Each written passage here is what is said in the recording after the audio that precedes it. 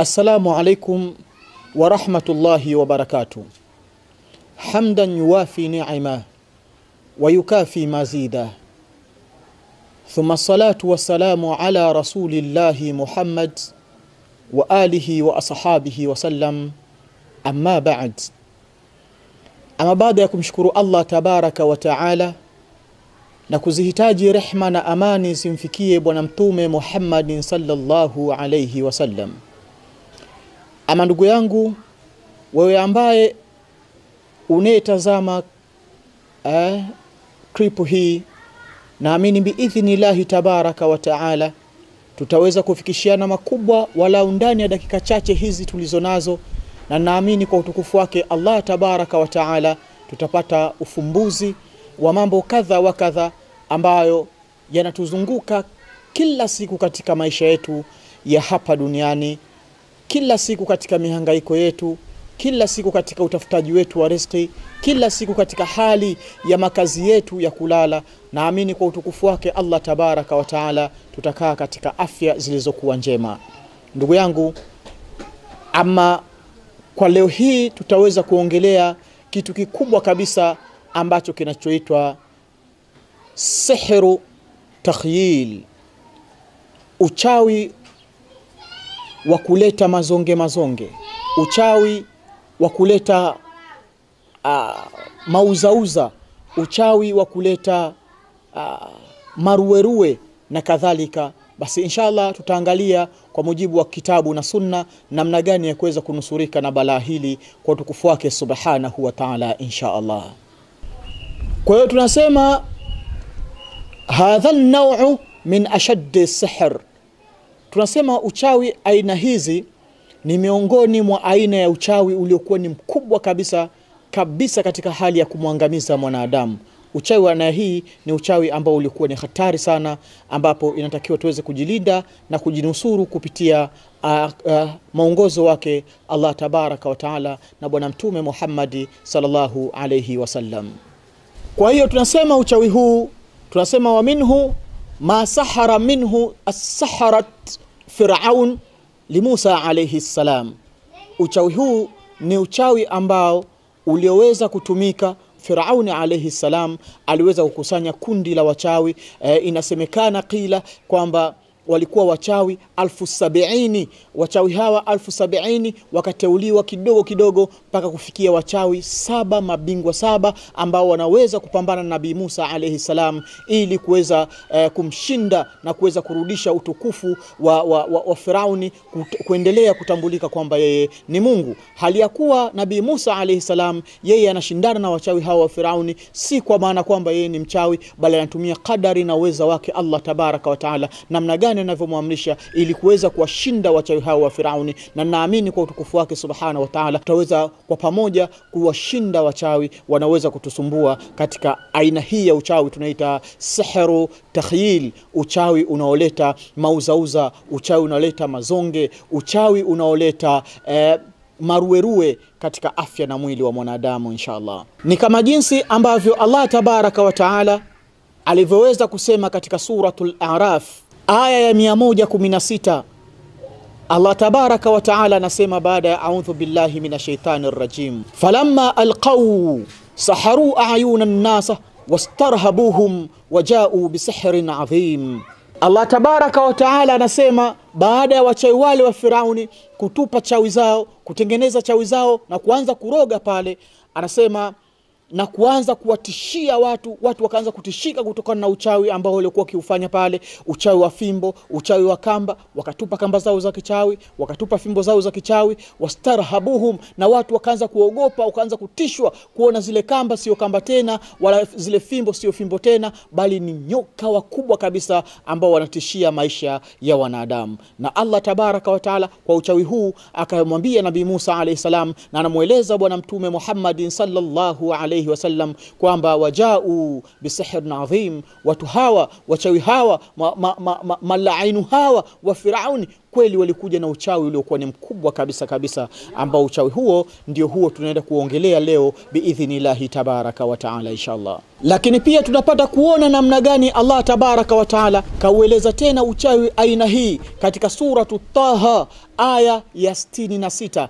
Allah anasema baada ya a'udhu billahi minash shaitani rrajim, qala bal alqu fa idha hibaluhum wa asiyuhum yukhayyalu ilayhi min sihrihim annaha tas'a. Kwamba Allah tabaraka wa taala anamueleza Nabii Muhammad sallallahu alaihi wasallam yale yaliyojiri enzi ya Nabii Musa alayhi salam, kwamba Nabii Musa akasema bali tupeni fimbo zenu za kichawi, tupeni kamba zenu za kichawi, na hapo wakazitupa zile kamba za kichawi, na hapo wakatupa zile fimbo za kichawi, na zile kamba na zile fimbo zikageuka kuwa nyoka, tena nyoka wakubwa kabisa kabisa, wakianza kutembea kutokana na uchawi ambao uliotengenezwa na wachawi wa Firauni.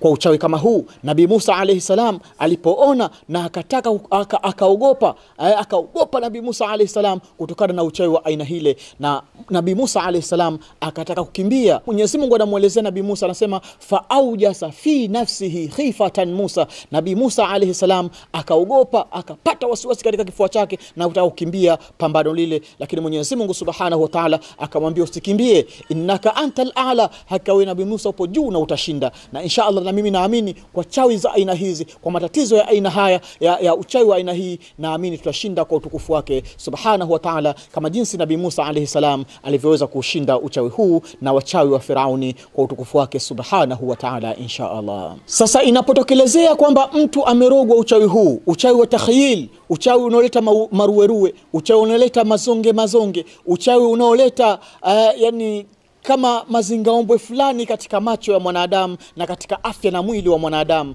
nini tunaweza kujua kwamba mtu huyu amezongeka na uchawi huyo? Namna gani unaweza kumjua? Edha wewe mwenyewe ndio unaugua maradhi haya, edha wewe mwenyewe ndio unaugua uchawi huu, namna gani utajitambua kwamba wewe una uchawi aina hiyo? Lakini pia kama ni ndugu yako, ni baba yako, ni mtu mwingine yote, namna gani unaweza kutambua kwamba huyu ana maradhi ya uchawi huo? Inshallah ambatana na mimi sasa hivi ili tuweze kuona dalili gani za kuweza kututambulisha kwamba mtu huyu amepatwa na uchawi unaitwa sihru takhyil, uchawi unaleta mauzauza, uchawi unaleta mazonge, uchawi unaleta maruweruwe, uchawi unaleta mazingaombwe katika macho ya mwanadamu, lakini pia katika afya na mwili wa mwanadamu biidhnillahi tabaraka wa taala inshallah. Kwa hiyo tunasema kwamba kwa mtu ambaye aliyekushapatwa na maradhi haya ya uchawi au uchawi aina hizi, anazo dalili nyingi sana ambazo zinazompelekea yeye kuweza kujitambua kwamba amerogeka kwa uchawi huo wa takhyili. Dalili hizo ni zipi? Ni hii hapa ya kwanza. Kwa utukufu wake Allah tabaraka wa taala, fuatana na mimi ili uweze kuona kama kwamba na wewe umepatwa na dalili hizi, basi naamini jitambue ya kwamba na wewe una uchawi wa aina hizo, na haraka sana jitahidi kutafuta nusura yake Allah tabaraka wa taala inshallah. Tunasema dalili ya kwanza, yara ajsama mutaharrak amamahu bisur'ati kabir, kwamba ni mtu kuona ajisama, yani kama viwiliwili vya mwanadamu au viwiliwili vya mnyama vinavyokatiza mbele yake, mbele ya macho yake, tena kwa mkatizo wa haraka sana. Yani mtu anaweza akakaa nyumbani kwake, amekaa ametulia, labda anatazama TV yake, lakini ghafla kwa pembeni tu akaona kama kitu kimekatiza, kitendo ambacho yani kilivyokatiza akili namwambia hapa kama kuna kitu kimepita, lakini bado akili haijachanganua ni kitu gani hicho kilichopita. Lakini majimbili alichokiona kwa haraka, ule uharaka ulivyopita, anaona kama ni mwanadamu fulani kapita au kama mnyama fulani kapita, na akienda kutafuta kule kilipoelekea hawezi akaona chochote. Kwa anaanza kuona maruweruwe ya namna hiyo. Tambua hii ni dalili mojawapo ya kujijua kwamba wewe umepatwa na uchawi unaitwa takhyili. Uchawi unaleta maruweruwe, mauzauza, mazonge, mambo kadha wa kadha ambayo yanamsumbua mwanadamu. Ama dalili ya pili ni hii ifuatayo.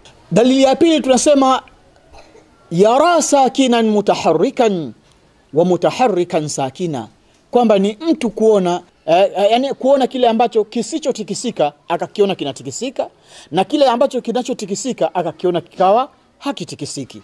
Mathalan, mtu amekaa nyumbani kwake au ameingia ndani chumbani kwake, ghafla akaona kitanda chake kinatikisika pasina kuwa na mtu mwenye kutikisa. Na kwa kawaida kitanda huwa hakina kawaida kutikisika hivi bure tu.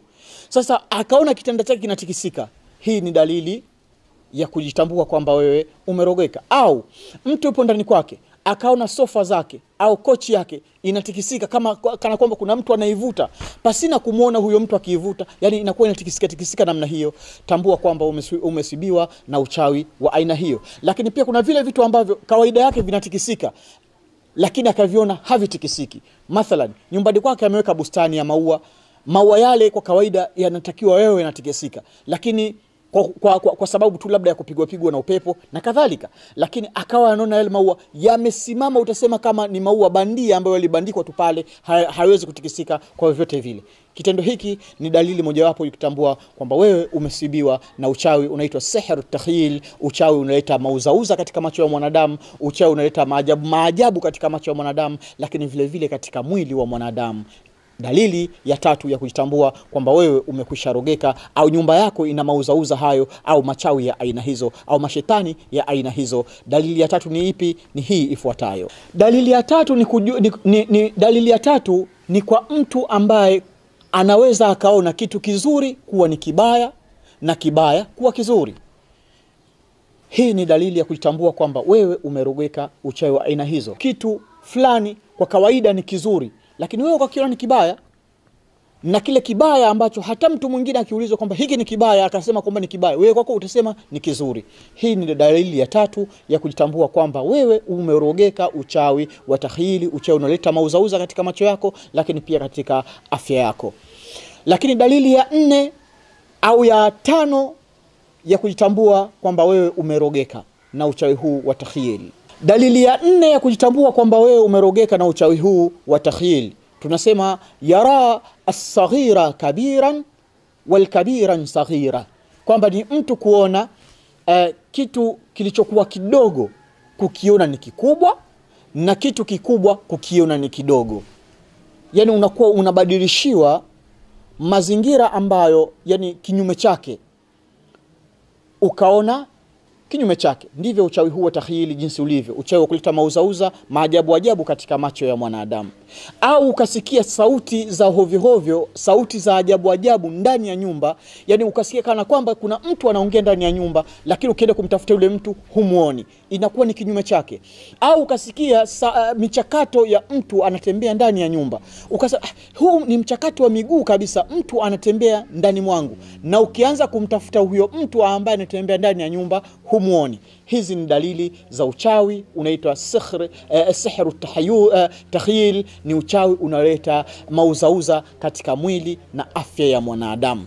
Na pia tunavyosema kwamba ndi uchawi ambao unaleta mauzauza katika macho ya mwanadamu, unaleta maruweruwe katika macho ya mwanadamu, unaleta maajabu katika macho ya mwanadamu. Maana yake ni kwamba macho yatakachokiona ni tofauti na uhalisia wa kile ambacho macho yalivyoona. Lakini pia masikio yalichokisikia ni tofauti na uhalisia wa jinsi jambo lilivyo. Ndio maana nikasema kwamba yupo mtu akasikia sauti za watu wanaongea ndani ya nyumba yake, na akienda kuangalia ile sauti ilipotokea watu hawaoni na ile sauti imekatika. Maana yake inakuwa ni kinyume chake. Au kusikia michakato ya mtu anatembea, unasema hivi uko chumbani kuna mtu anatembea, au sitting room kuna mtu anatembea, mbona kila watu tumeshaenda kulala na hakuna tena mtu sitting room, na ukienda kule sitting room labda ukienda kuangalia nani anatembea kule, wala huwezi ukamwona. Hiyo inakuwa ni uchawi wa mauzauza katika macho na katika afya ya mwili wa mwanadamu. Lakini pia tunasema katika afya ya mwili wa mwanadamu tunasema ni uchawi wa takhyil ambao unaweza kumletea mauzauza mwanadamu kwa namna ambayo akawa anaugua maradhi kiasi kwamba akawa anajijua kwamba mimi maradhi yangu hawezi akajielezea. Ndugu yangu, ifahamike ya kwamba mtu anapopatwa uchawi wa aina hii ni uchawi ambao unaleta mabadiliko, yani maradhi yake katika mwili la yadumu laha hal, ni maradhi ambayo yasiyodumu katika hali moja. Maana yake mtu utamuuliza unaugua kichwa, atakwambia ndio naugua kichwa. Unaugua kifua kinabana, atakwambia kifua kinabana. Vipi mgongo unauma, atakwambia mgongo unauma. Ukimuuliza tumbo, je vipi tumbo linakata na kunyonga, atakwambia tumbo linakata na kunyonga. Ukimuuliza miguu vipi inawaka moto, atakwambia ndio miguu inawaka moto na ukimwambia vipi magoti yanaumaje wakati kusema, atakwambia yani magoti yanauma kweli kweli. Sasa mgonjwa huyu kila utakachokiongea, kila maradhi utakayoongea, atakwambia yeye anayo. ni kwa sababu mauzauza haya na maradhi haya yanatokana na uchawi wa takhyili, na mtu unaweza kujitambua kwa hali na dalili ya aina hizo za uchawi huu wa takhyili. Na ndio maana Allah tabaraka wa taala akamuelezea Nabii Musa alayhi salam ndani ya kitabu kitukufu cha Qur'ani, kumuelezea bwana mtume Muhammad sallallahu alayhi wasallam, naye bwana mtume Muhammad katuelezea sisi ummati wake kwamba Nabii Musa akasema qala bal alqu fa idha hibaluhum wa asiyuhum yukhayyalu ilayhi min sihrihim annaha tas'a, kwamba akasema tupeni fimbo zenu za kichawi, tupeni kamba zenu za kichawi.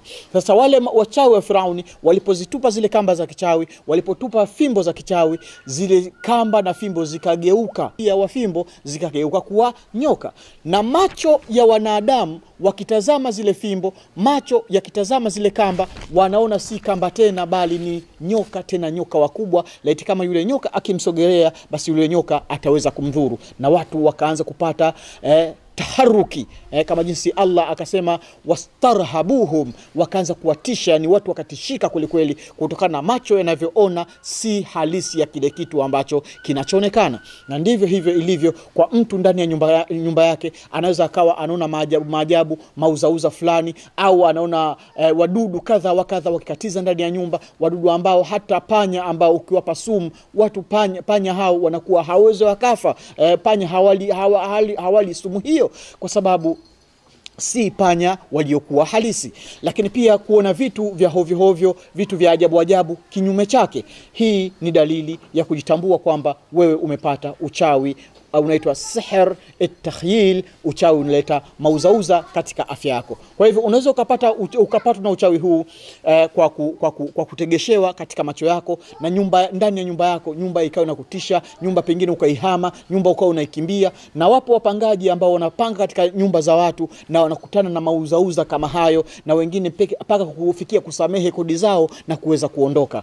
Lakini pia yupo mwenye nyumba ambaye ni nyumba yake mwenyewe, lakini mauzauza kama haya hayaishi ndani ya nyumba yake. Tunasema nyumba hiyo inatakiwa ifanyiwe utaratibu, ruqya maalum zifanyike, visomo maalum viweze kusomwa katika nyumba hiyo, ili mtu huyo aweze kuondokana na udhia na matatizo kama hayo. Lakini pia wapo watu ambao pia wanaugua maradhi kama hayo ya mauzauza katika miili yao, maradhi ambayo hayadumu katika hali moja, kwamba huwezi ukasema kwamba mtu huyu anaugua kichwa tu kwa maana ya kichwa, kwa hiyo tumtibie kichwa kwa maana ya kichwa, bali atakwambia ni kichwa, atakwambia ni mgongo, atakwambia ni tumbo, atakwambia ni miguu, atakwambia ni moyo, atakwambia sijui pressure na kadhalika. Mambo mengi yanajazana hapo. Nini cha kufanya ndugu yangu Muislamu? Lazima mtu huyu aweze kufanyiwa hisni, kinga maalum katika mwili wake, aweze kupata tiba maalum, dawa maalum zipo ndugu yangu, wala usikate tamaa katika huruma yake Allah tabaraka wa taala. Tunaweza kutumia dawa ambazo alizozielekeza bwana mtume Muhammad sallallahu alaihi wasallam,